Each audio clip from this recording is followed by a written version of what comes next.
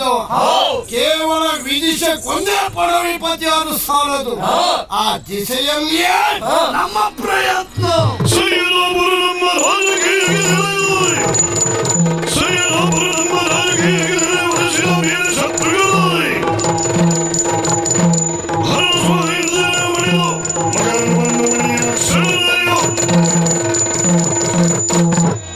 ರಾಜಕೀಯ ವ್ಯಾಪ್ತಿ ಎನ್ನುವುದು ಪ್ರಪಂಚಮುಖಕ್ಕೆ ಪ್ರಚುರ ಪಡಿಸಬೇಕೆಂಬ ಕಾರ್ಯಕ್ಕಾಗಿ ಆಲೋಚನೆ ಮಾಡಿದವರು ನಾನು. ಸನಿಯದಲ್ಲೇ ಇದ್ದದ್ದು ಉದಯಪುರ, ಅದು ನಮ್ಮ ಕಕ್ಷೆಗೆ ಬರಬೇಕು ಎನ್ನುವುದಾಗಿ ಆಲೋಚಿಸಿ ಅಲ್ಲಿನ ವಿದ್ಯಮಾನವನ್ನು ತಿಳಿದಕ್ಕಾಗಿ ಮಖಾರನನ್ನು ಕಳುಹಿಕೊಟ್ಟಿದ್ದೇನೆ. ಬರಬೇಕಾಗಿತ್ತಲ್ಲ.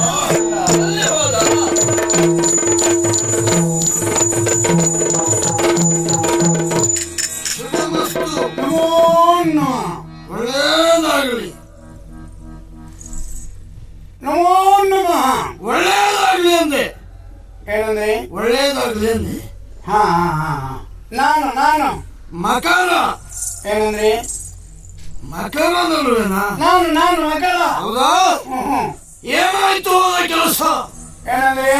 ಹೋದ ಕೆಲಸ ಏನಾಯ್ತು? ಅವ್ರೇನಂದ್ರು? ನೀನಲ್ಲಿ ಹೋದಿಯಲ್ಲ, ಹೋದ ಕೆಲಸ ಏನಾಯ್ತು ಅಂದ್ರು. ಗೋಧಿ ಬೀಸ್ಲಿಕ್ಕ? ಅಲ್ಲ, ಅಕ್ಕಿ ಬೀಸು ಅಂದ್ರು. ನಿನ್ನ ಹತ್ರ ಅಕ್ಕಿ ಬೀಸ್ದ್ಯಾ? ನಿಮ್ಮ ಅಕರಲ್ಲ, ನೀ ಎಮೇಕರ ನೀನು. ಏನಂದ್ರೆ? ಅದು ಹೋದ ಕೆಲಸ ಏನಾಯ್ತು? ನೀನು ಅಲ್ಲಿಗೆ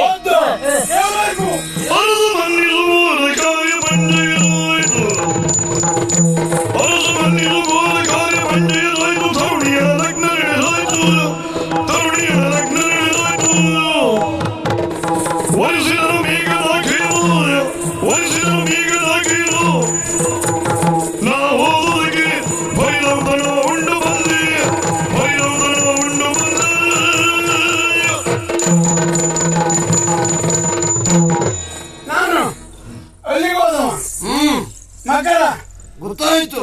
ಅಲ್ಲಿಗೆ ಹೋದೆ. ಅಲ್ಲಿಗೆ ಹೋಗಿ ನೋಡುವಾಗ ಭಯಂಕರ ಸಿಂಗಾರ.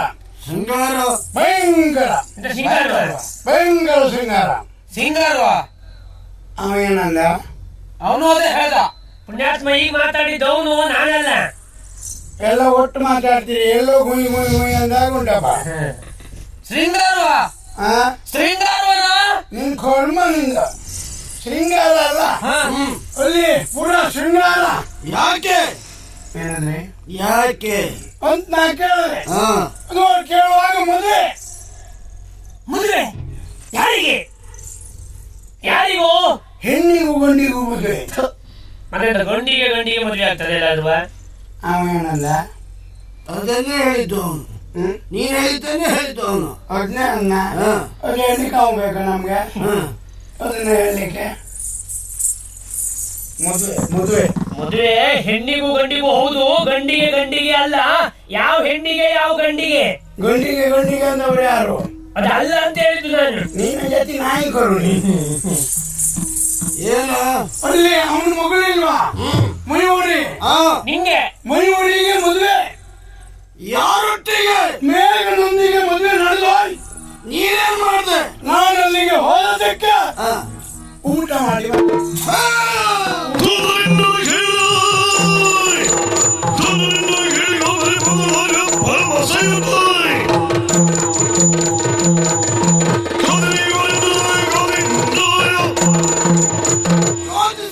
ಕಾರ್ಯ ಬಂಜವಾಯಿತು. ಮೇಘನೊಟ್ಟಿಗೆ ಮಯೂರಿಯ ಮದುವೆ ಆಯಿತು.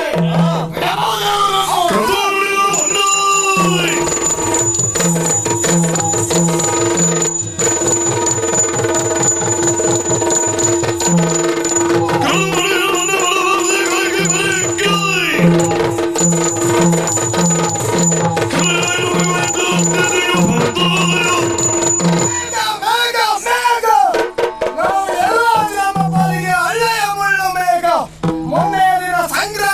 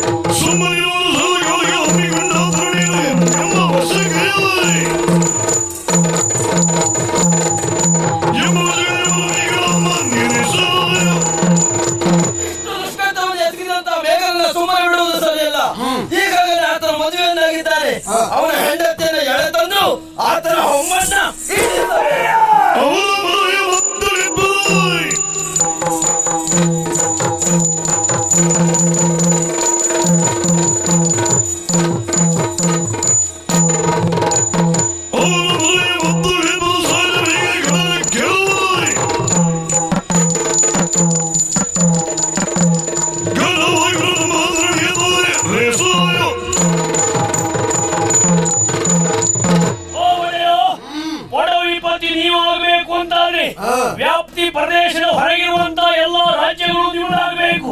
ಆಗ ಮಾತ್ರ ನೀವು ಬಡವರಿಗೆ ಪತಿಯಾಗುವುದು. ಅದಾಗಲಿಕ್ಕೆ ಇದೆ ಸುಸಂದರ್ಭ. ಯಾಕೆಂದ್ರೆ ಮದುವೆಯ ಮಧ್ಯದಲ್ಲಿ ಅವ ಇದ್ದಾರೆ. ಈಗ ನಾವು ಹೋದ್ರೆ ಜಯ ನಮಗೆ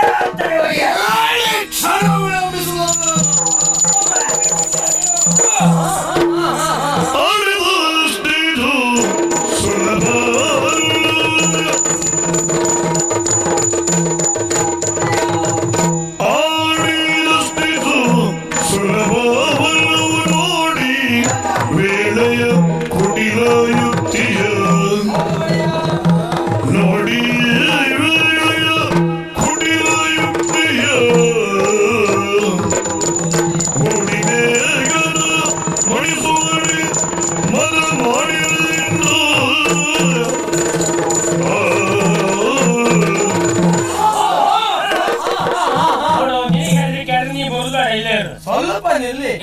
ಅವಸರ ಮಾಡಬೇಡಿ. ಅವಸರವೇ ಅಪಾಯ, ನಿಧಾನವೇ ಪ್ರಧಾನ ಎನ್ನುವುದಾಗಿ ಹಿರಿಯವರು ಹೇಳಿದ್ದಾರೆ. ಅಂತದ್ದೆಲ್ಲ ಹೇಳಿದ್ದು ಯಾರಿಗೆ? ನಿಮ್ಮಂತವರಿಗೆ ಹೇಳಿದ್ದು. ಹಾರುವ ಎತ್ತಿನ ಹಣೆ ಮೇಲೆ ಹೊಡೆದು ಹೋಗಿ ವ್ಯವಸ್ಥೆ ಐತಿ. ಹಿರಿಯವರು ಹಾಗೆ ಹೇಳಿದ್ದಾರೆ, ನೀನೇನು ಹೇಳ್ತೀಯ? ನಾನು ಹೇಳುವುದು ಅದನ್ನೇ ಪ್ರಭು. ಸ್ವಲ್ಪ ಯೋಚನೆ ಮಾಡಬೇಕು ಪ್ರಭು. ಯಾಕೆಂದ್ರೆ ಮೇಘ ಎಂಥವ ಎನ್ನುವುದಾಗಿ ಈ ನಾಡಿನಲ್ಲಿದ್ದವರಿಗೆ ಎಲ್ಲರಿಗೂ ಗೊತ್ತುಂಟು.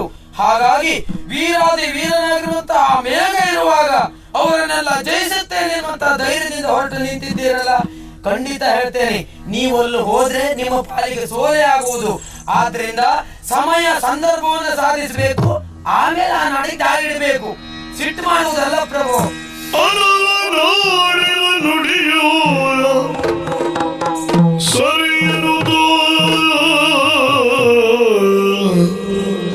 ಅನಲ ನಾಡಿದ ನುಡಿಯು ಸರಿಯುವುದು ಭೂಮಿ ಇದ್ದು ಹೊರವಂಟ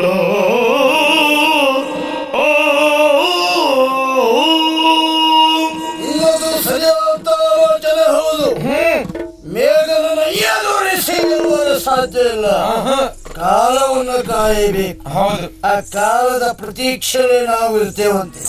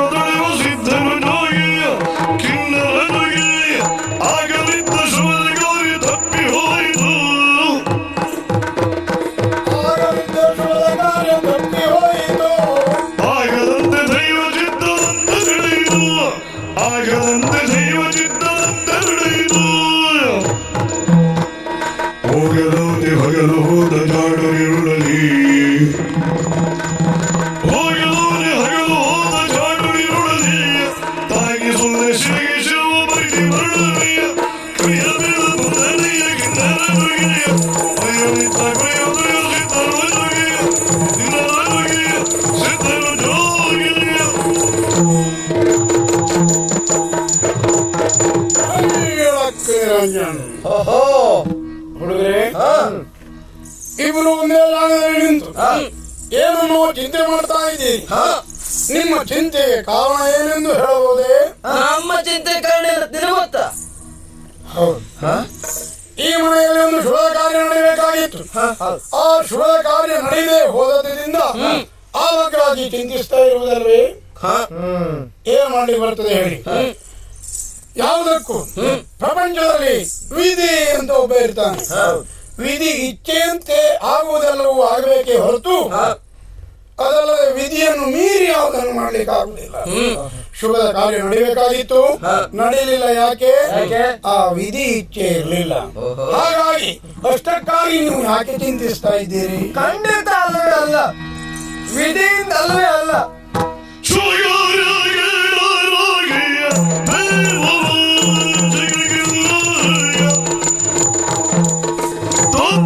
ಜಗದಿ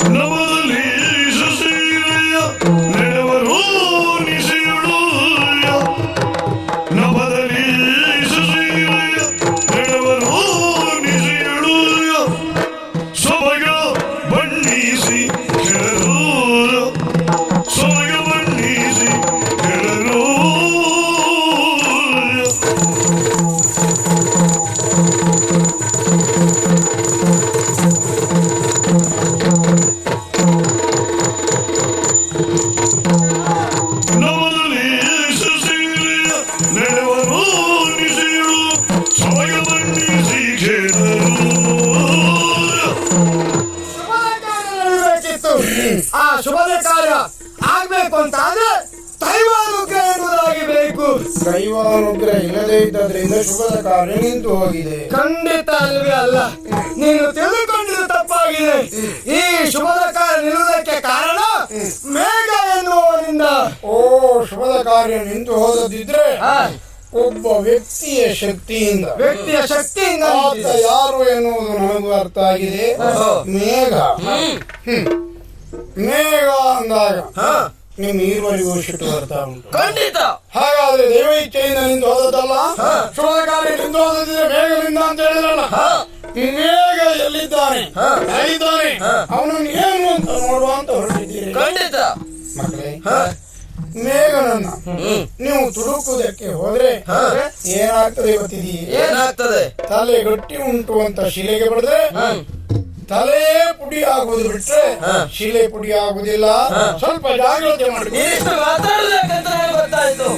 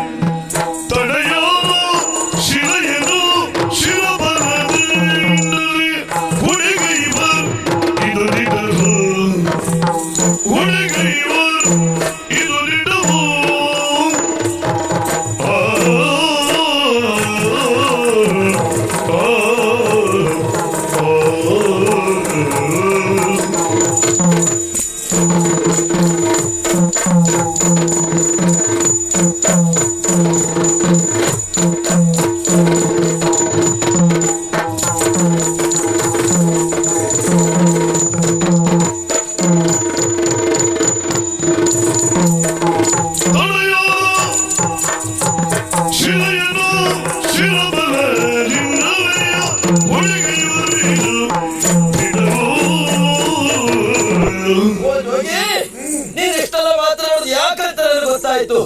ಅದಲ್ಲ ಅಂತಾದ್ರೆ ಹಿಡಿ ಅಕ್ಕಿಗಾಗಿ ಊರೂರನ್ನ ಸಿಕ್ಕಿದ ಮನೆಯನ್ನ ಹೊಕ್ಕಿ ಅವರ ಭವಿಷ್ಯವನ್ನು ಹೇಳುವವರು ನೀನು ಹೇಳಿದ ಎಲ್ಲಾ ಭವಿಷ್ಯವನ್ನು ಸತ್ಯ ಅಂತ ನಂಬಲಿಕ್ಕೆ ಆಗುದಿಲ್ಲ. ಹಣೆಯಲ್ಲಿ ಬರೆದದ್ದನ್ನು ಹೇಳಲಿಕ್ಕೆ ನೀನೇನು ಪರಬ್ರಹ್ಮನ? ಹಾಗಾದ್ರೆ ನಿನ್ನ ಮಾತನ್ನ ಯಾವ ಕಾರಣಕ್ಕೂ ಒಪ್ಪುವುದಕ್ಕೆ ಸಾಧ್ಯ ಇಲ್ಲ. ನೀನ್ ಹೇಳಿದಾಗೆ ನೀವು ನಿಂತವರು ಬನ್ನಿ ಅಂತ ಕರೀಲಿಲ್ಲ. ಹಾಗಂತ ನಾನ್ ಬಂದವ ನಿಮ್ಗೆ ನೀವು ಎಷ್ಟು ಕೊಡ್ತೀರಿ ಅಂತ ನಾನು ಕೇಳಲಿಲ್ಲ.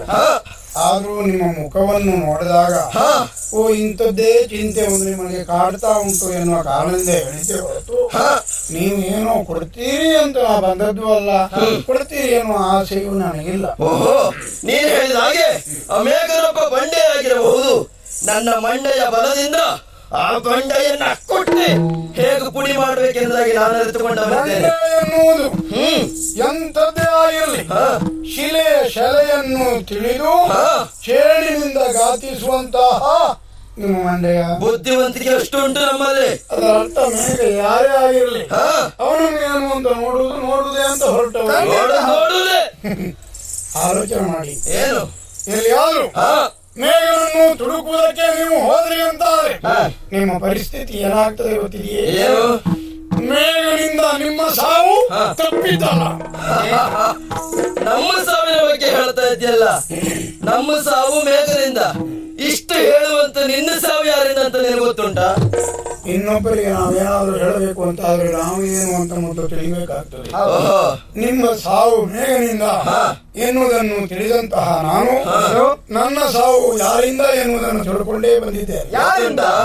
ಮೇಘನಿಂದ ನಿಮ್ಮ ಸಾವು ತಪ್ಪಿದ್ದಲ್ಲ, ನಿನ್ನ ಕೈಯ ಕತ್ತಿಯಿಂದ ನನ್ನ ಸಾವು ತಪ್ಪಿದ್ದಲ್ಲ. ಓಹೋ, ಇವನ ಕತ್ತಿಯಿಂದ ನಿನ್ನ ಸಾವು. ಎಷ್ಟು ಸತ್ಯ ಎಷ್ಟು ಸುಳ್ಳು ನೋಡ್ಬೇಕಲ್ಲ. ನೋಡ್ಬೇಕು ಅಂತಂದ್ರೆ ಇವ ಇರ್ಬೇಕು. ಇವನು ಮೊದಲು ಸೆರೆಮನೆ ಹಾಕು ಸೆರೆಮನೆ.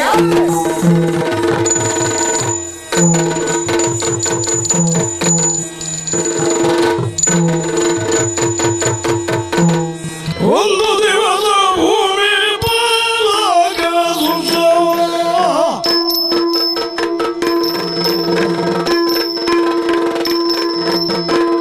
ಒಂದು ದಿವಸ ಭೂಮಿ ಬಾಲಾಗ ಸುಸವ ಎಂದರು ಸಭೆಯೊಳಗೆ, ಸುಸವ ಎಂದರು ಸಭೆಯೊಳಗೆ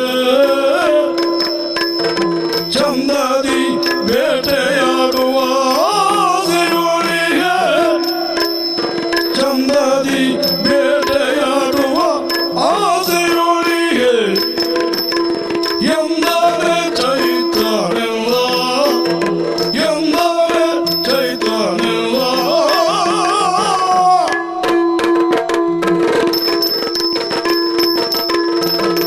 ಆತ್ಮೀಯರೇ, ಪ್ರಭು, ಮಥುರಾ, ಮಾಯಾ, ಕಾಂಚಿ, ಕಾಶಿ, ಅವಂತಿಕಾಪುರಿ, ದ್ವಾರಾವತಿ ಈ ಸಪ್ತ ಕ್ಷೇತ್ರಗಳು ಪುಣ್ಯದಾಯಕ ಕ್ಷೇತ್ರಗಳು, ಮೋಕ್ಷದಾಯಕ ಕ್ಷೇತ್ರಗಳು ಎನಿಸಿವೆ. ಅವುಗಳಲ್ಲಿ ಒಂದಾಗಿರುವಂತಹ ಆವಂತಿಯನ್ನು ಆಳುವ ಯೋಗ ಸಿಕ್ಕಿದ್ದು ನಿಜವಾಗಿಯೂ ಎಷ್ಟೋ ಪುಣ್ಯದ ಫಲ, ಎಷ್ಟೋ ಜನ್ಮದ ಪುಣ್ಯದ ಫಲ ಅಂತ ತಿಳಿದಿದ್ದೇನೆ.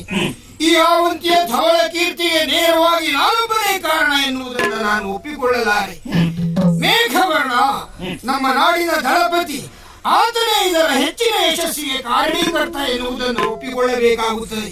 ಅವನ ಕಾರ್ಯನಿಷ್ಠೆ, ಅವನ ಶ್ರದ್ಧೆ, ಅವನ ತ್ಯಾಗ ಬುದ್ಧಿ, ಅವನದ್ದಾಗಿರುವಂತಹ ದೇಶ ಪ್ರೇಮ ಇವೆಲ್ಲವುಗಳು ಈ ಆವಂತಿಯನ್ನ ಕಟ್ಟಿ ಬೆಳೆಸಿ ನಿಲ್ಲಿಸಿವೆ ಎನ್ನುವುದರಲ್ಲಿ ಯಾವ ಅನುಮಾನವೂ ಇಲ್ಲ. ಅವನಿರುವಾಗ ನಮಗೆ ಯಾವ ಕೊರತೆ, ಏನು ಚಿಂತೆ? ಅಂತಹ ಸಮಯದಲ್ಲಿ ಹೀಗೊಂದು ಯೋಚನೆ ಬಂದಿದೆ ನನಗೆ. ಈ ಹೊತ್ತು ಉಲ್ಲಾಸದಿಂದ ಬೇಟೆಯಾಡಿ ಬರಬೇಕು ಎನ್ನುವ ಅಪೇಕ್ಷೆ ಉಂಟಾಗಿದೆ. ಹೊರಡು ಬಿಡೋಣವೇ? ನೋಡಿ ಮೇಘ ನಿಲ್ಲದೆ ಬಲು ಮೋಸವಾದಿ ತುರಾಯದೆ, ಬಲು ಮೋಸವಾದಿ ತುರಾಯದೆ. ಏಸು ಪಡೆಗಳಿದೆ ಆತ ನಿಲ್ಲದೆ ಹೋಗಿ, ಏಸು ಪಡೆಗಳಿದೆ ಆತ ನಿಲ್ಲದೆ ಹೋಗಿ. ಬೇಸರಿಪನು ಮನದಿ ಆತ ನಿಲ್ಲದೆ ಹೋಗಿ, ಬೇಸರಿಪನು ಮನದಿ.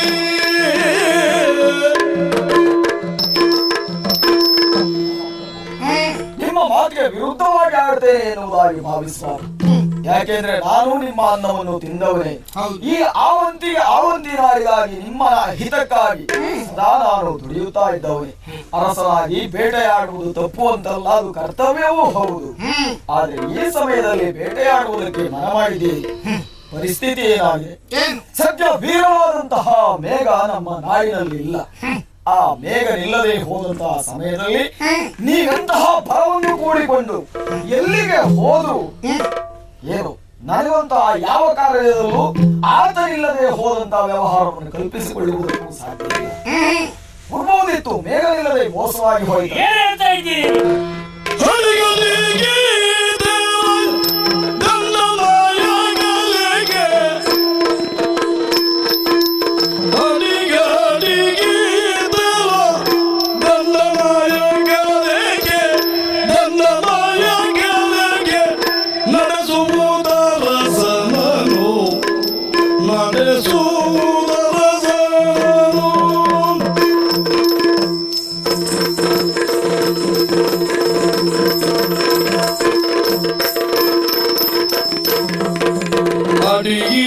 ಅಡಿಯಿಡಲರಿಯಾದ ಮಗುವೇನೋ,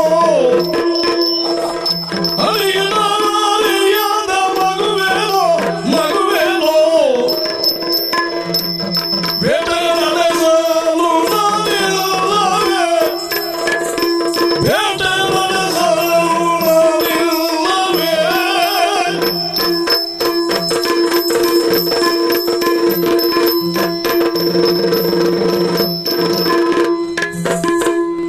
ಸರಿಯಿಲ್ಲರಿಯದ ಮಗುವೆನೋ ಬೇಟೆ ನಡೆಸಲು ನಾನಿಲ್ಲವೇ? ಏನ್ ಹೇಳ್ತಾ ಇದ್ದೀರಿ ನೀವು? ಸರಿಯಲ್ಲ ಈ ಸಮಯದಲ್ಲಿ ಬೇಟೆಯಾಡುವುದಕ್ಕೂ. ಸರಿ ಹೌದು ಅಲ್ವ ಅನ್ನೋದಕ್ಕಿಂತಲೂ ಮೇಘನಿಲ್ಲ ಎನ್ನುವುದಾಗಿ ಹೇಳ್ತಾ ಇದ್ದೀರಲ್ಲ, ಅದಕ್ಕೆ ಸರಿಯಲ್ಲ ಅಂತ ಹೇಳಿ. ಇವ್ರು ಅನುದಿನವು ಪರಾವಲಂಬಿಗಳಾಗಿ ಬದುಕಬೇಕು ಅನ್ನೋದೇ ನಿಮ್ಮ ಆಸೆಯೇ? ಹಾಗಂತ ಯಾರು ಹೇಳಿದ್ರು? ಏನ್ ಇವ್ರು ಸ್ವಾವಲಂಬಿಗಳಲ್ವೇ? ಎಲ್ಲದಕ್ಕೂ ಮೇಘ ಮೇಘ ಮೇಘ. ಅಡಿ ಮುಂದಿಡ್ಲಿಕ್ಕೆ ಮೇಘ ಬೇಕು, ಊಟ ಮಾಡುವಾಗ ಮೇಘ, ನಿದ್ದೆ ಮಾಡುವಾಗ ಮೇಘ, ಎಲ್ಲ ಕಾರ್ಯಕ್ಕೂ ಮೇಘ.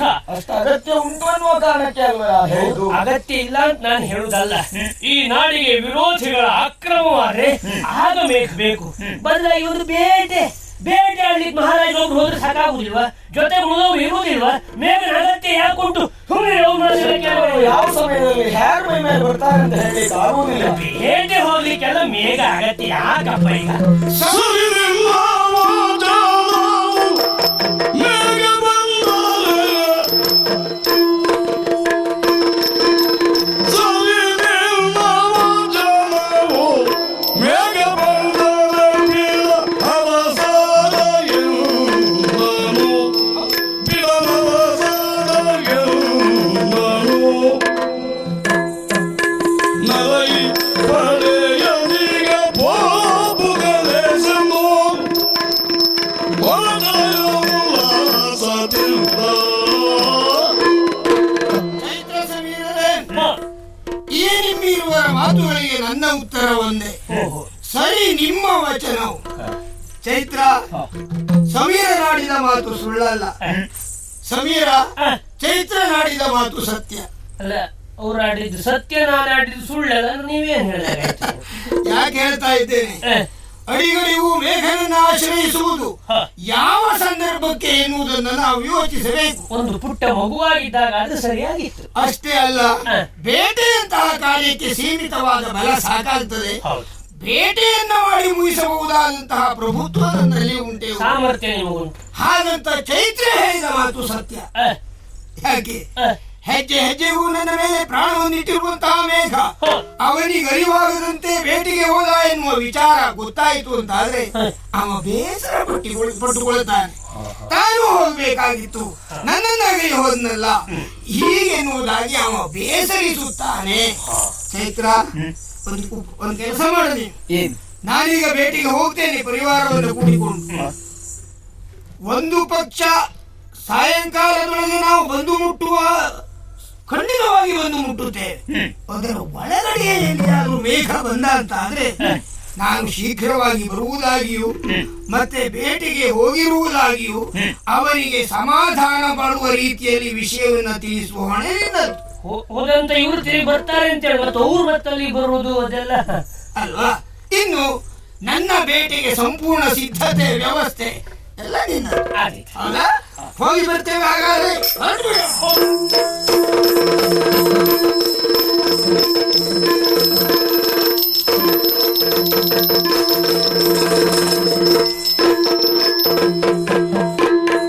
ಒಂದು ಗೆದ್ದಲು ಬೇಟೆಗೆ ಹೋದಾಗ ಗೆದಿಯ ಬಿಂದು ಕಾಣಿಸದು ಸರಿಯಲೇ ಹಿಂದಾದ ಜನರು ಮುಂದಾರು ಗತಿಯೊಳಗೆ ಬಂದ ಜನರಲ್ಲಿ ಸಮೀರ. ಬರಬಾರದಿತ್ತು, ನಾನು ಬರಬಾರದಿತ್ತು. ಆದರೂ ಒಂದು ಕೆಟ್ಟೆ ಎನ್ನುವಂತಹ ಬುದ್ಧಿ ಈಗ ಬರ್ತಾ ಇದೆ. ಹಸಿವು, ಬಾಯಾರಿಕೆ ಗಂಟೆಗಳಿಗೆ ಬರ್ತಾ ಇದೆ. ಸಮೀರ, ಏನಾಯ್ತು? ನೀರು ಬೇಕು ನನಗೆ, ನೀರು. ನಾನು ಬಂದದ್ದೇ ನಿಮಗೆ ನೀರು ಕುಡಿಸ್ಲಿಕ್ಕೆ. ಆದಷ್ಟು ಬೇಗ ಕೊಡೋ.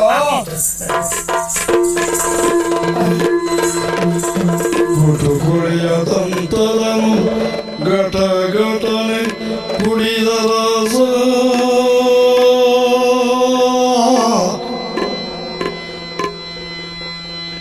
ಘಟ ಘಟ ಘಟ ಘಟನೆ ಕುಡಿದ ರಸ ಪುಟಿ ಒರಸಿ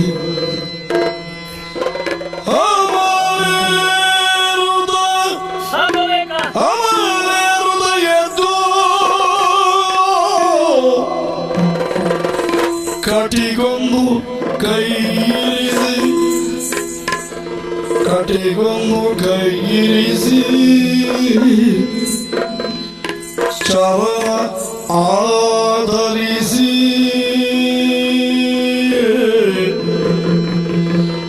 ಚವನ ಆಧರಿಸಿ ಒಟಗುಟ್ಟುತ್ತಿರಲು ಮತ್ತಿರಲಿ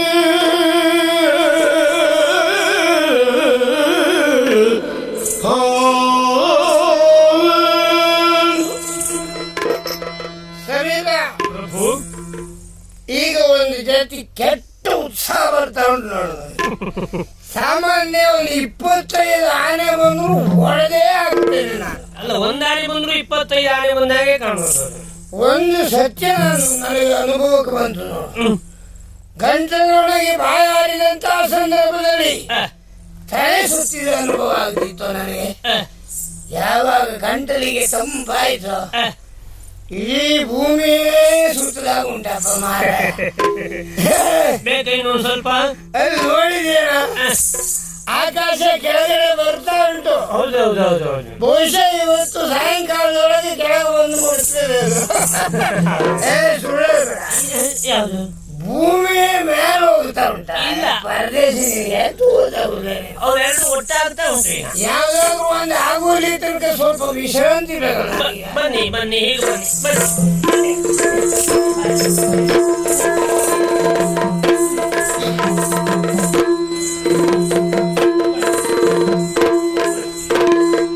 ಗಾಡಿಗೆ ಕುವಲೆಯ ಸಮಯವು ತಿಳುವೆ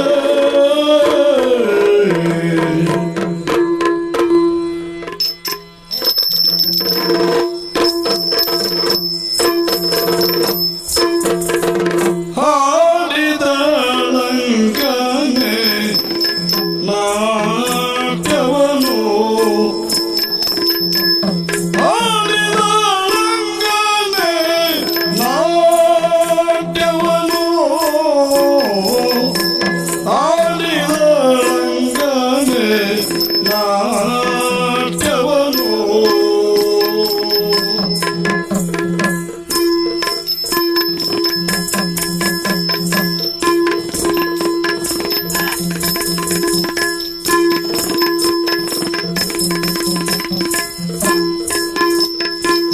ನೋಡುತ್ತಿದ್ದ ರೂಢಿ ಬದಿಗೆ ಹೂಡಿ ಮದವ ಶರವ ಎದೆಗೆ ನೋಡುತ್ತಿದ್ದ ರೂಢಿ ಬದಿಗೆ ನೋಡುತ್ತಿದ್ದ ರೂಢಿ ಬದಿಗೆ ಹೂಡೆ ಮದವ ಶರವ ಎದೆಗೆ ಹೂಡೆ ಮದವ ಶರವ ಹೂಡೆ ಮದವ ಶರವ ಎದೆಗೆ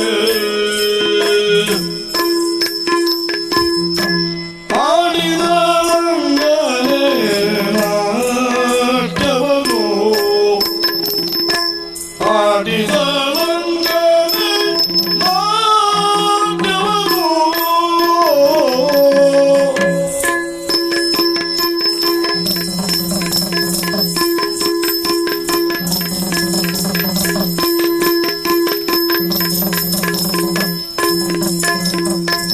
ಅಂಗಾಂಗ ಕೋಪುವ ಬಂಗಾರಧರಿಸಿ ಅಂಗಾಂಗ ಕೋಪುವ ಬಂಗಾರಧರಿಸಿ ಶೃಂಗಾರದ ಕುತಂಗಲ ಕುಳಿಸೆ ಆಡಿದಳಂಗನೆ ನಾಟ್ಯವನು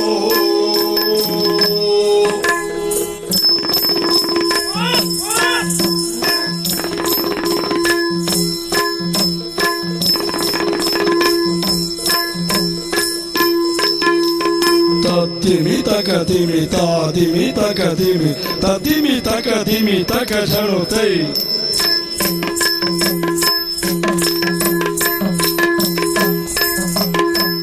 ತದ್ದಿಮಿ ತಕ ದಿಮಿ ತಾದಿಮಿ ತಕ ದಿಮಿ ತದಿಮಿ ತಕ ದಿಮಿ ತಕ ಝಣುತೈ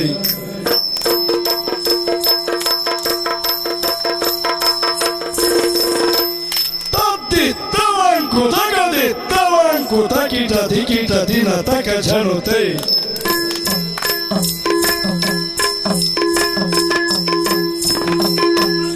ತತ್ತಿ ತಳಂಕು ತಕದಿ ತಳಂಕು ತಕಿಟ ದಿಕಿಟ ದಿನ ತಕ ಜನುತೈ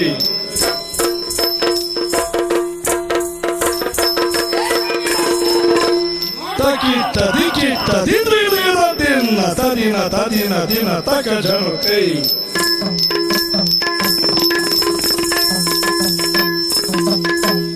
ತಕಿಟ ದಿಕಿಟ ದಿದ್ರಿದ ದಿನ ತದಿನ ತದಿನ ದಿನ ತಕ ಜನುತೈ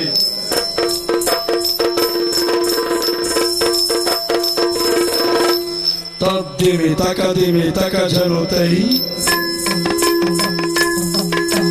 ತದ್ದಿತ್ತಳಂಕು ತಕ ಜನುತೈ ತಕಿಟ್ಟ ದಿಕಿಟ್ಟ ತಕ ಜನುತೈ ತಕ ಜನುತೈ ತಕ ಜನುತೈ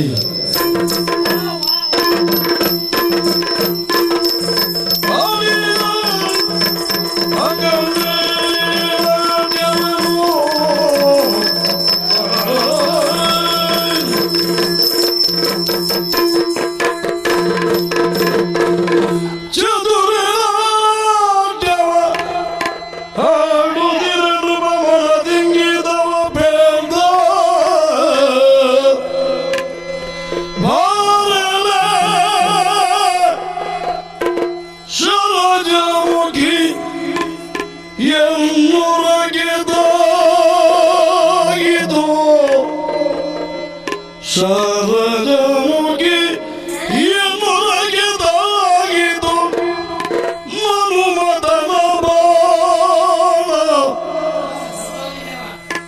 ನೆರೆದುಳಿಯನು ನಿನ್ನ ಆಯನೆ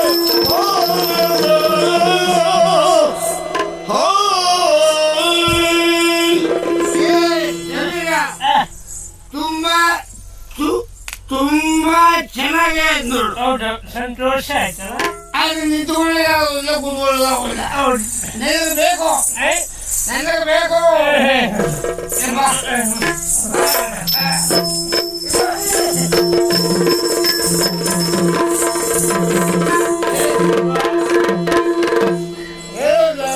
ಅವಳು ಓದ್ಲು. ನನಗೆ ಅವಳು ಬೇಕೀಗ, ನನಗೆ ಅವಳು ಬೇಕೀಗ.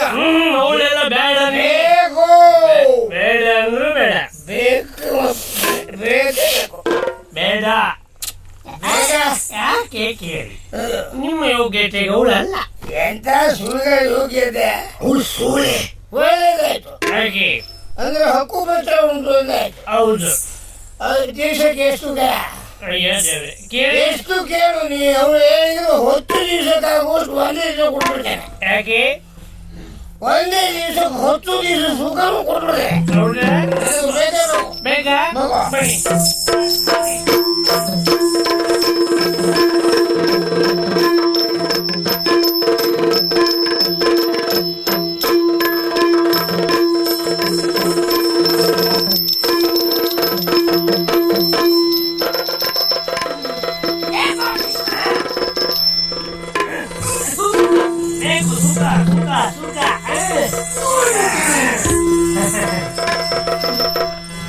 ಪಾಪಿ ಮೋಸಗಾರ ನಯವಂಚಿಕ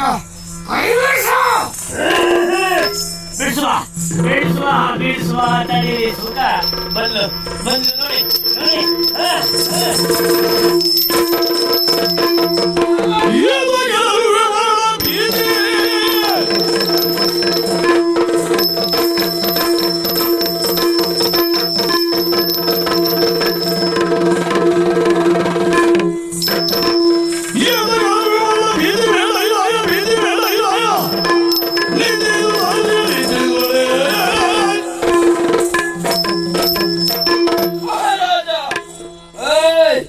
ಇನ್ನು ನಮ್ಮ ಕೈಯ ಸರಿಯಾಗಿ ಸಿಕ್ಕಿ ಬಿದ್ದಿದ್ದೆ. ನೀನು ತಪ್ಪಿಸಿಕೊಳ್ಳುವುದಕ್ಕೆ ಪ್ರಯತ್ನ ಮಾಡುವಂತ ಅಗತ್ಯ ಇಲ್ಲ. ಹೆದರಿಕೊಳ್ತಾ ಇದ್ದೀಯಾ? ಮರಣ ಭೀತಿಯ ನಿನಗೆ. ಮರಣ ತಪ್ಪಬೇಕು ಅಂತ ನೀನು ಮಾಡಬೇಕು.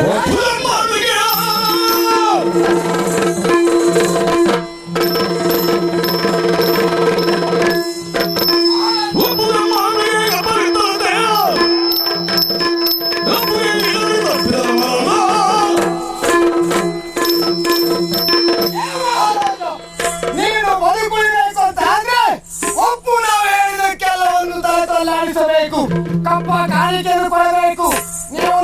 ಸೇವೆ ಮಾಡಿಕೊಂಡಿದ್ದು ಮಾತ್ರ ಬರುತ್ತೀರಾ, ಇಲ್ಲೊಂದು ಕಡಿದೇನೆ.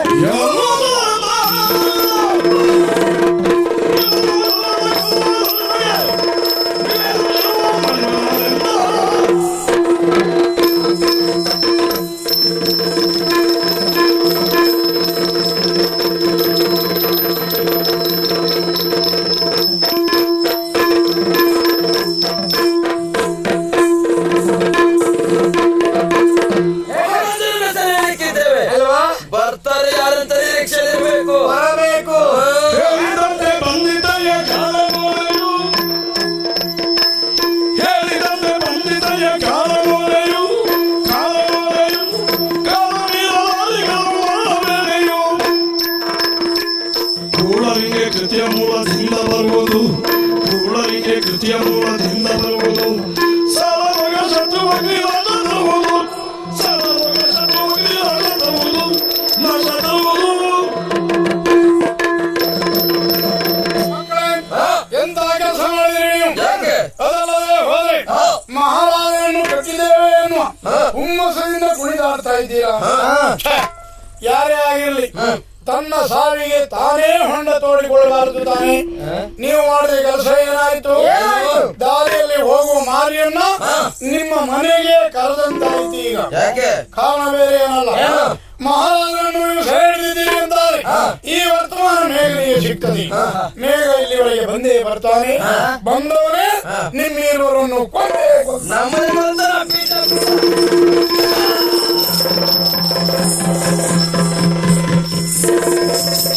ನಾನು ಹೇಳಿದ ಮಾತು ಸತ್ಯವಾಯಿತು. ನಾನು ಹೇಳಿದ ಮಾತು ಸತ್ಯವಾಯಿತು. ಮೇಘನಿಂದ ನಿಮ್ಮ ಸಾವು, ನಿನ್ನ ಕೈಯ ಕತ್ತಿಯಿಂದ ನನ್ನ ದುಡು ಹಾಯ.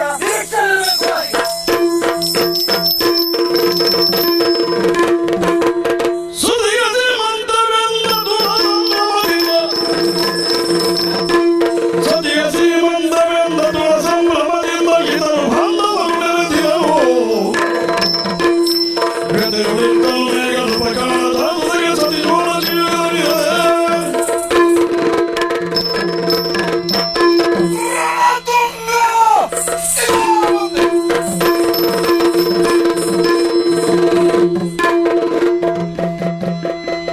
ಮೇಲನೆ ಹಯವೇರಿ ಬೋಕಿಯ,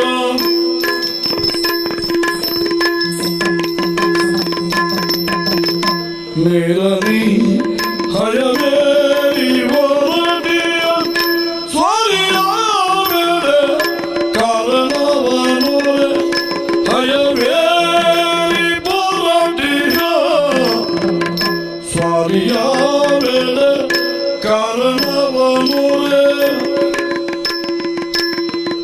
ಗುರಿತು ಗುಡವ ಯಾರ ದೇಸೆಯಲಿ, ಗುರಿತು ಗುಡವ ಯಾರ ದೇಸೆಯಲಿ ನೆನಪೇನೋ.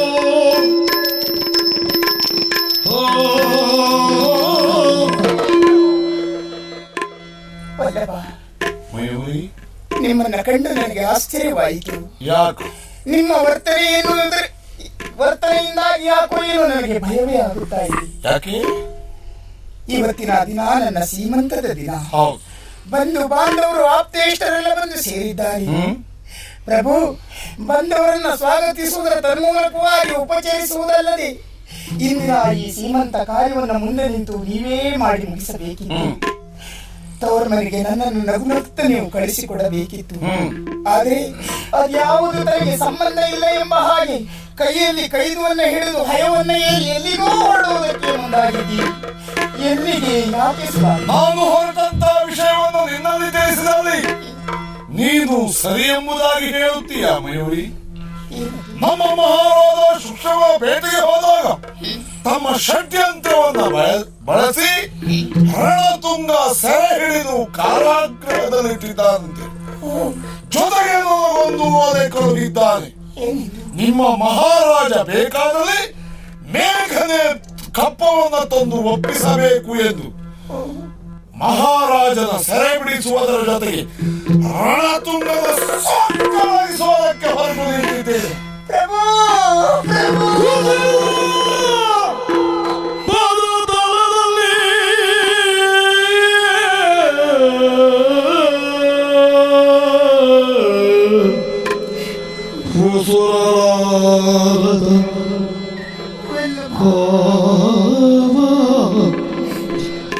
ಪ್ರಸವ ಕಾಲವು ಹೆಂಗೆ ಹುಟ್ಟು ಸಾವುಗಳನ್ನು ಬೆಸೆವನ್ನು ಸಂಕ್ರಮಣ ಬರುವ ಎಂಬರು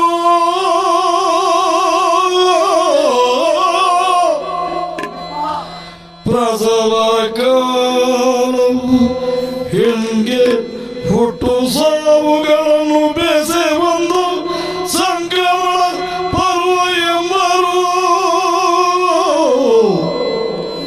ಕುಲಕ್ಕೆ ಹೊಸ ಕುಡಿಯ ಹಳೆದಿಯ ಹೊರಟಿರುವೆ ನೀರ ಕುಲಕ್ಕೆ ಹೊಸ ಕುಡಿಯ ಹಳೆದಿಯ ಹೊರಟಿರುವೆ ಮುಂದೇನ ಹೊರೆಯಲಿ ಮುಂದೇನ ಹೊರೆಯಲಿ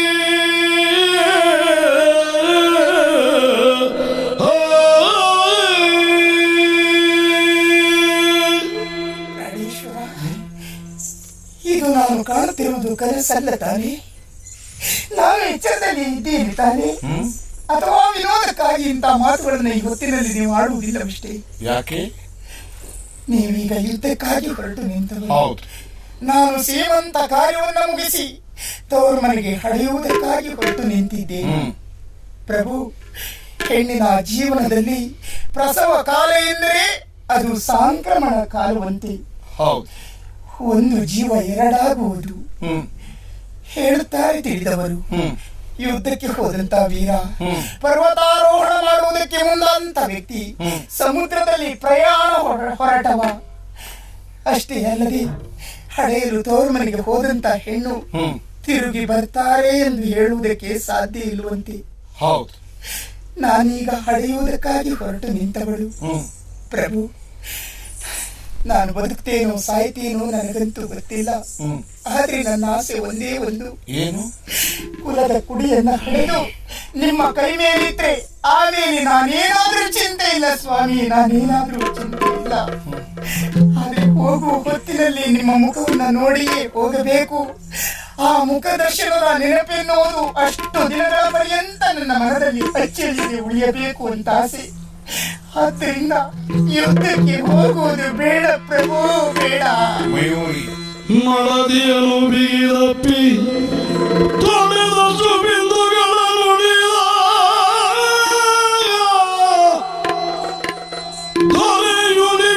ದೊರೆಯುಳಿವಿಗಾಗಿ ಕೊಡುವೆ ಶಿರವ ಎಂದು ಒಡೆಯನೆದುರಲಿ ಪೂರ್ಣ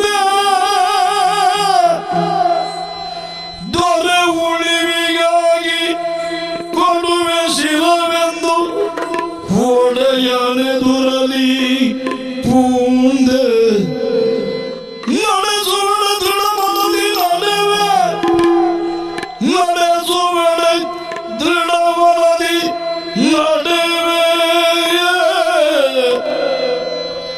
ನಾಳೆಯ ಹರಿಯನು ನಾಳೆಯ ಹರಿಯೇ ನಾಳೆಯ ಹರಿಯನು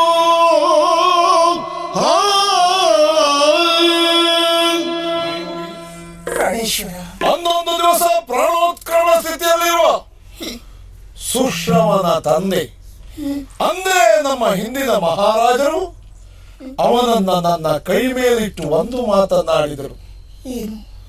ನನ್ನ ಮಗುವನ್ನ ನಿನ್ನ ತಮ್ಮನೆಂದು ರಕ್ಷಿಸುತ್ತೇನೆಂದು ಭಾಷೆ ಕೊಡು ಎಂದು. ಆಮೇಲೆ ಸದಾಕಾಲ ಆವಂತಿಯ ಕೇಳನ್ನ ಬಯಸಿದಂತ ರಣತುಂಗ ಮೋಸದಿಂದ ಸೆರೆಮನೆಯಲ್ಲಿಟ್ಟ ವಿಷಯ ನಿನಗೆ ಈಗಾಗಲೇ ತಿಳಿಸಿದ್ದೇನೆ. ಹೌದು. ಅವನನ್ನ ಬೆಳೆಸುವುದಕ್ಕೆ, ಆವಂತಿಯ ಶ್ರೇಷ್ಠತೆಯನ್ನು ಉಳಿಸಿಕೊಳ್ಳುವುದಕ್ಕೆ ನಾನೀಗ ರಣಕ್ಷೇತ್ರಕ್ಕೆ ಹೋಗಲೇಬೇಕು. ಒಂದು ಮಹಾರಾಜ ಶುಶ್ರವನನ್ನ ಬಿಡಿಸಿಕೊಂಡು ಬರುತ್ತೇನೆ.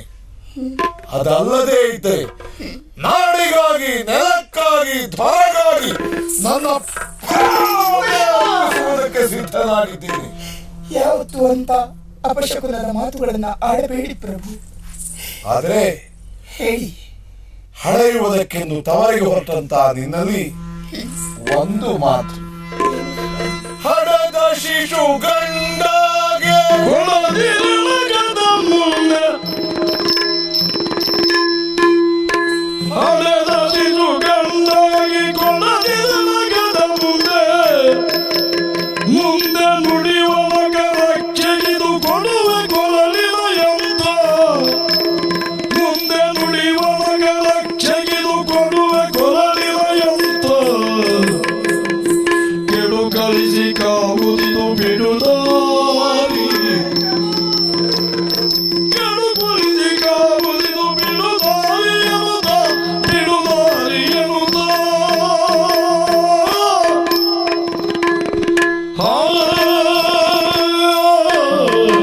ಕುದುರೆಯನ್ನ ಕಳಕೊಂಡು ನಾನು ಚಿಂತಾಮಗ್ನಾದ ಕಾಲ ಕಣಿ ಹೇಳುವ ಆತ ಒಬ್ಬ ಬಂದಿದ್ದ, ಕಿನ್ನರ ಜೋಗಿ. ಆತನೊಂದು ಮಾತನ್ನಾಡಿದ್ದ, ನಿನ್ನ ಕುದುರೆ ಉತ್ತರದಲ್ಲಿದೆ, ತರುವುದಕ್ಕೆ ಹೋದಾಗ ಚದುರೆಯೂ ಒಬ್ಬಳು ಸಿಗುತ್ತಾಳೆ, ನಿಮ್ಮಿಬ್ಬರ ದಾಂಪತ್ಯದಿಂದ ಮಗುವೊಂದು ಹುಟ್ಟುತ್ತದೆ ಎಂದು. ಇದು ನೀನು ಹಡೆದಂತ ಮಗು ಒಂದು ವೇಳೆ ಗಂಡಾದರೆ, ಮಯೂರಿ ಮಯೂರಿ ಯಾವ ಕಾಲಕ್ಕೂ ಆ ಮಗುವನ್ನು ನನಗೆ ತೋರಿಸಬೇಡ.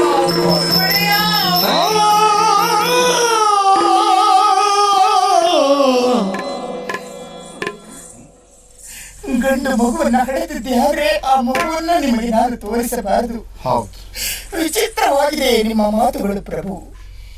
ಲೋಕದಲ್ಲಿ ಹುಟ್ಟಿದಂತ ಮಗುವಿನ ಮುಖವನ್ನ ಯಾವಾಗ ನೋಡುವುದು ಎಂದು ತಂದೆ ಅಪಾಪಿಸುತ್ತಾನೆ. ಅಂತಿರುವಾಗ ನಿಮ್ಮ ಕುಲದ ಕುಡಿಯ ಮುಖವನ್ನ ಕಾಣುವುದಕ್ಕೆ ನಿಮಗೆ ಇಷ್ಟ ಇಲ್ಲವೇ ಪ್ರಭು? ನನ್ನ ಮಗನನ್ನ ಕಾಣುವ ತವಕ ನನಗಿಲ್ಲ ಎಂಬುದಾಗಿ ಭಾವಿಸಬೇಡ ಮಯೂರಿ. ಮತ್ತೆ ಆದರೆ ತೋರಿಸಬೇಡ ಎನ್ನುವುದಕ್ಕೆ ಪ್ರಬಲವಾದ ಕಾರಣ ಇದೆ. ಏನದು? ಕಾಲ ಬಂದಾಗ ನಿನಗದಕ್ಕೆ ನಾನು ಉತ್ತರಿಸುತ್ತೇನೆ. ನಾನು ಹೇಳುವವರೆಗೆ ಮಗುವಿನ ಮುಖ ದರ್ಶನ ನನಗಾಗಬಾರದು. ಹುಟ್ಟಿದ ಮಗುವಿನ ರಕ್ಷಣೆಗೆಂದು ಇದು ತಾಯತವನ್ನು ನಿನ್ನ ಕೈಯಲ್ಲಿ ಕೊಡುತ್ತಾ ಇದ್ದೇನೆ. ಇದನ್ನ ಮಗುವಿನ ಕೊರಳಿಗೆ ಕಟ್ಟು. ಆ ಮಗುವನ್ನ ಈ ತಾಯತ ಸದಾ ಕಾಲ ರಕ್ಷಿಸುತ್ತದೆ. ಪ್ರಭು, ನಾನೇನೋ ನಿಮಗೆ ಮಗುವನ್ನ ತೋರಿಸದೆ ಬೆಳೆಸಬಹುದು, ಆದ್ರೆ ಮಗುವಾಗಿಯೇ ಉಳಿಯುವುದಿಲ್ಲ ತಾಯಿ. ಆ ಮಗುವೆ ನನ್ನ ಅಪ್ಪ ಯಾರು ಎಂದು ಕೇಳಿದ್ರೆ ನಾನು ಏನು ಅಂತ ಉತ್ತರ ಕೊಡ್ಲಿ ಹೇಳಿ? ಕಾಲ ಬಂದಾಗ ಪರಸ್ಪರ ಒಬ್ಬರೊಬ್ಬರ ಭೇಟಿ ಆಗುತ್ತದೆ. ಗಣೇಶ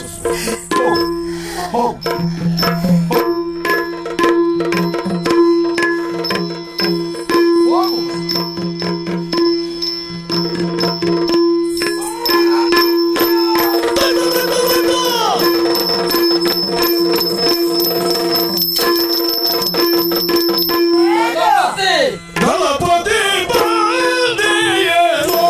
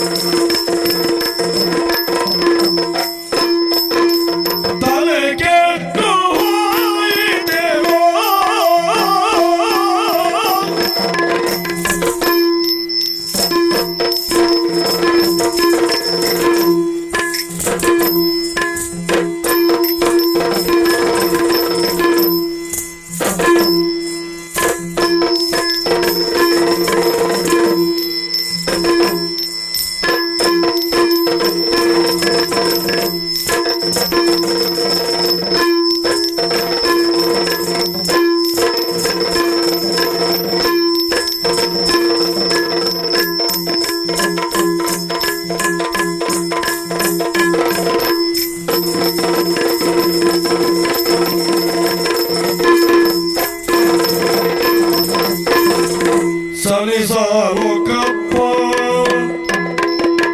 ನೀನಾಡೆ ತಂದೆಯ ಸಲಿಸಲು ಕಪ್ಪವ ನೀನಾಡೆ ತಂದೆಯ ಛಲಗಳ ಬದಿಗಿರಿಸಿ ಛಲಗಳ ಬದಿಗಿರಿಸಿ ಬದಿಗಿರಿಸಿ ನಿನ್ನ ಛಲಗಳ ಬದಿಗಿರಿಸಿ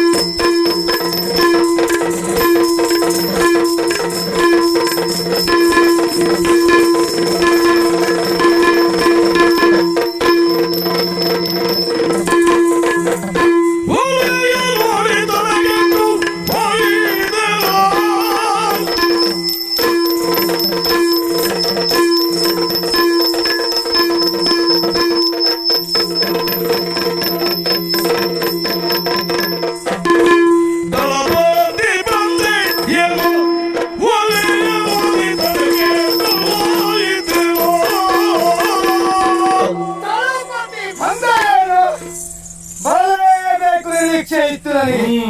ಹೌದಾ? ಒಳ್ಳೆ ನೋಡಿದ ತಲೆ ಕೆಟ್ಟೆ ಹೋಯಿತಲ್ಲ. ನೀನು ಬಂದದ್ದು ಖಂಡಿತ ಲೇಸಾಯ್ತು. ಅದಲ್ಲಂತಾದ್ರೆ ಈಗಾಗಲೇ ನಿಮ್ಮ ಒಡೆಯನಾಗಿರುವಂತ ಸುಶ್ರವನನ್ನ ಸೆರೆಯಲ್ಲಿ ಇರಿಸಿದ್ದೇವೆ. ನೀನು ಬಂದಿದ್ದೆಲ್ಲ ಮಾಡುವಂತದ್ರಲ್ಲಿ ನಿನ್ನನ್ನು ಬಂಧಿಸಿ ಸೆರೆಗೆ ಹಾಕ್ತೇವೆ. ನೀನು ನಿಮ್ಮ ಒಡೆಯ ಜೀವನ ಪರ್ಯಂತ ಸೆರೆಮನೆ ವಾಸದಲ್ಲಿ ಕೊಳೆಯಬಹುದು. ಆಯ್ತಾ? ಲೇಖನದಲ್ಲಿ ನೀವು ಬರೆದದ್ದೇನು? ಮಹಾರಾಜನಂತ ಶಿಕ್ಷವ ಬೇಕಾದಲ್ಲಿ ಮೇಘನೆ ಕಪ್ಪವನ್ನು ಹೊತ್ತು ತರಬೇಕು. ಅದನ್ನು ಕೊಡುವುದಕ್ಕೆ ಬಂದವ, ಕಪ್ಪ ಕೊಡುವುದಕ್ಕೆ ಬಂದವ, ನಿಮ್ಮ ಅಪ್ಪನಿಗೆ ಕಪ್ಪ ಕೊಡುವುದಕ್ಕೆ ಬಂದವ. ಅವಂತಿಯಿಂದ ಏನನ್ನು ತರಲಿಲ್ಲ, ಕಪ್ಪ ಹಾಕೊಡ್ತೀಯ, ಇಲ್ಲಿಂದಲೇ ಕೊಡ್ತೇನೆ. ಅವ ಪ್ರಪಂಚ ಕೊಟ್ಟ ನಿಮ್ಮ ಎರಡು ಜೀವ ಇದೆಯಲ್ಲ, ನಿಮ್ಮಿಬ್ಬರ ತಲೆ ನೋಡಿದು ಅದನ್ನೇ ನಿಮ್ಮ ಅಪ್ಪನಿಗೆ ಕಪ್ಪವಾಗಿ ಕೊಡುತ್ತೇನೆ. ಕೊಡುತ್ತೀಯಾ?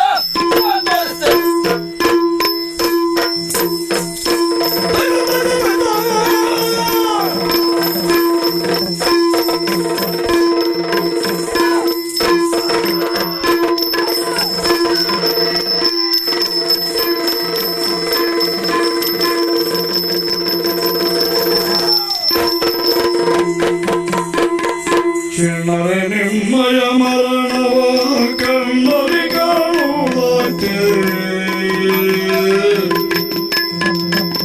ಚಿಣ್ಣರೆ ನಿಮ್ಮಯ ಮರಣವ ಕಣ್ಣರಿ ಕಾಣುವುದಾಯ್ತೆ. ಇನ್ನೆಲೆಯಾದ ದುಗುಡವ ಇನ್ಯಾರು ಬೇವೆ, ಇನ್ನೆಲೆಯಾದ ದುಗುಡವ ಇನ್ಯಾರು ಬೇವೆ, ಇನ್ಯಾರು ಬೇವೆ. ಆಡಿದಳು ನಿಮ್ಮವ್ವೆಯು ನಿಮ್ಮೆಳೆತನದಲ್ಲಿ ಬಲು ಕಷ್ಟದಿಯೇ. ಗೋಪುರ ಇದೆ ಕೊರಗಿದ ವಿಧಿಯೇ. ಮಕ್ಕಳೇ, ಋತುದವರೇ, ನನ್ನ ಬಾಳಿನ ಆಶಾ ಕಿರಣಗಳು ನೀವು ಆಗಿದ್ರಿ. ಈ ರಣತುಂಗನ ಬದುಕಿನ ಏನಾದ್ರು ಸಾಧನೆ ಮಾಡಬೇಕು ಅಂತಾಗಿದ್ರೆ ನನ್ನ ಪಾಲಿಗೆ ವಜ್ರ ಸ್ತಂಭದ ಪಾದಿದ್ದವರು ನೀವು ಬೇರು. ಎಲೆಯಲ್ಲಿ ತಾಯಿಯನ್ನು ಕಳ್ಕೊಂಡ ನಿಮ್ಮನ್ನ ಇಷ್ಟು ಎತ್ತರವಾಗಿ ಬೆಳೆಸುವಲ್ಲಿ ಈ ರಣತುಂಗನ ಶ್ರಮ ಎಲ್ಲ ಇವತ್ತು ವ್ಯರ್ಥವಾಗಿ ಹೋಯಿತು.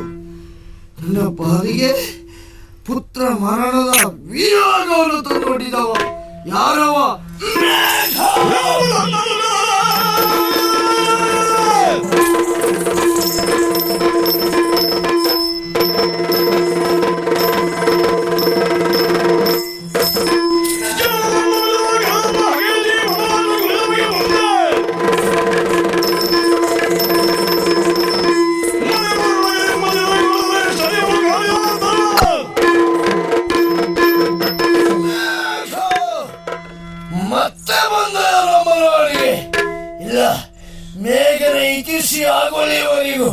ಈ ರಣತುಂಗನ ಬದುಕಿಗೆ ನೆಮ್ಮದಿಲ್ವೇ ಇಲ್ಲ. ಯಾರಲ್ಲಿ ಹುಡುಕಿ ಮೇಘ ಎಲ್ಲಿದ್ರು ಸಹ ಅವನ ಕತೆ